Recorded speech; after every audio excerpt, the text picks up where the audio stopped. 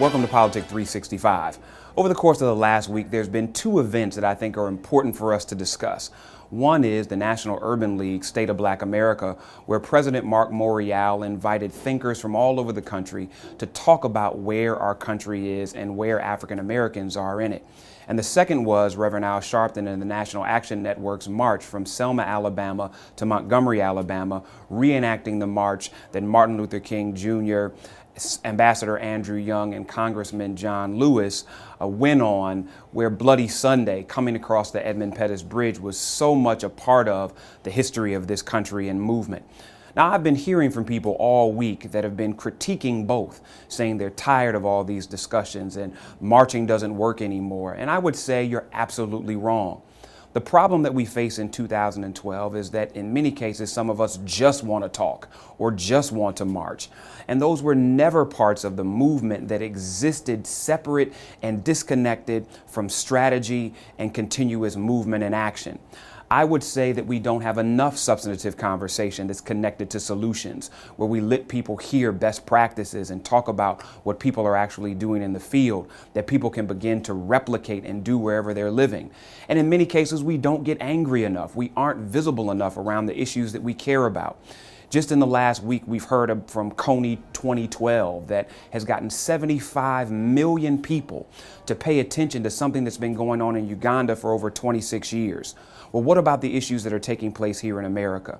I think the march from Selma to Montgomery was good because it brought people in: blacks, Latinos, Asians, whites, students, labor unions, leaders, and regular citizens that are concerned about immigration and voting rights. But bigger than that, it set the stage for what's going to take place next. If you listen to Mark Morial during the State of Black America, he talked about the need to press for voting and dealing with voting rights, to deal with employment in a substantive way, and empower communities to be able to do more. And even Reverend Al Sharpton was very clear on the three things that he wanted to come out of the march that people who were there needed to do next. We are here to tell these legislators, and we're going to leave and go around this country. Three areas. We're going in the courts and challenge these voter ID laws. We're going into these states, and with labor, we're going to challenge all of the legislators that sponsor and support these laws. And we're going into churches and prepare our people so they can have the IDs as we continue to fight so that our vote will come out. We are not going to allow you to steal this election in advance. We saw the hanging chads in Florida.